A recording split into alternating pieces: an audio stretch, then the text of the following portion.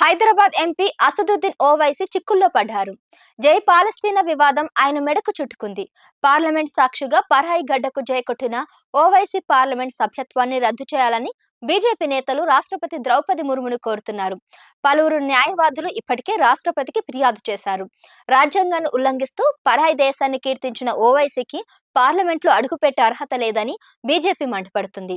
జై భారత్ అనడానికి నోరు రాని ఓవైసీకి వేరే దేశాలపై అంత ప్రేమ ఉంటే అక్కడికే వెళ్ళొచ్చు కదా అని సోషల్ మీడియాలో ట్రోల్ చేస్తున్నారు.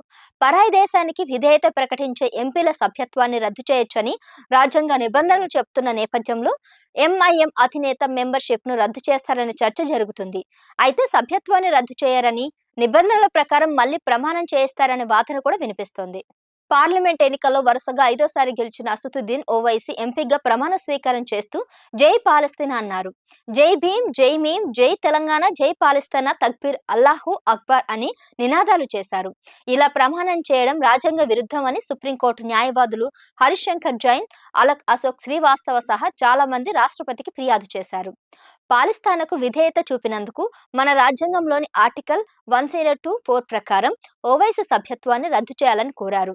దేశ చరిత్రలో ఇంతవరకు ఏ ఎంపీ కూడా ప్రమాణ స్వీకార సమయంలో విదేశానికి జై కొట్టలేదు. పాలిస్తానాపై ఇజ్రాయెల్ చేస్తున్న భీకర దాడులపై ప్రపంచ వ్యాప్తంగా నిరసన వ్యక్తమవుతుంది.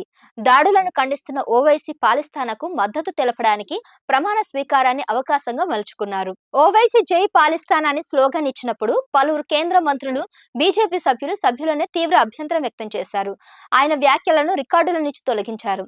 అయితే తాను పాలిస్తానాకు జై కొట్టడం తప్పేమీ కాదని ఓవైసీ సమర్థించుకుంటున్నారు.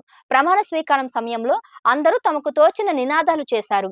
నేను చెప్పాల్సింది చెప్పాను, ఒకరు చెప్పేది వినాలి, జై భీమ్, జై తెలంగాణ, జై పాలిస్తానా అన్నాను. ఇది ఎలా రాజ్యాంగ వ్యతిరేకం అవుతుంది?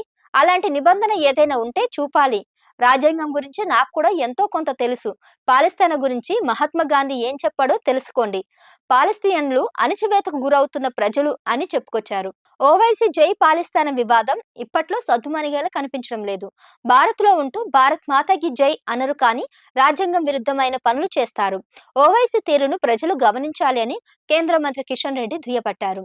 ఓవైసీ నిబంధనలకు వ్యతిరేకంగా వ్యవహరించి ఉంటే చర్యలు తీసుకుంటామని పార్లమెంటరీ వ్యవహారాల మంత్రి కిరణ్ రిజిజు చెప్పారు. ఈ విషయంలో స్పీకర్ తో చర్చిస్తున్నాను. భారత్ ఏ దేశానికి వ్యతిరేకం కాదు. మనం ఎవరికీ శత్రువులం కాము. అయితే మన చట్టసభలో మరో దేశాన్ని కీర్తించడం సరైంది కాదని అన్నారు. ఓవైసీ సభ్యత్వాన్ని జై పాలిస్తాన్ అనే చిన్న కారణంతో రద్దు చేయరని, ఆయనతో మళ్లీ ప్రమాణ స్వీకారం చేయించే అవకాశం ఉందని భావిస్తున్నారు. దీనికి ఆప్ రాజ్యసభ ఎంపీ స్వాతి మలివాల్ కేసును ఉదాహరణగా ప్రస్తావిస్తున్నారు. ఈ ఏడాది జనవరిలో రాజ్యసభ ఎంపీ అయిన స్వాతి ప్రమాణం చేస్తూ ఇక్విలాబ్ జిందాబాద్ అని నినాదాలు చేశారు. ఇది నిబంధనలకు విరుద్ధం కావడంతో రాజ్యసభ చైర్మన్ ఆమెతో మళ్లీ ప్రమాణం చేయించారు. దీంతో ఓవైసీతోనూ మళ్లీ ప్రమాణం చేయిస్తారని చర్చ జరుగుతుంది.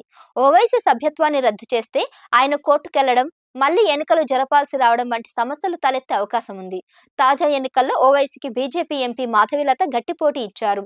పాలస్తీనా వ్యవహారంపై ఆయన పట్టుదలకు పోరని, సమస్యను సామరస్యంగానే పరిష్కరించుకుంటారని చర్చ జరుగుతుంది.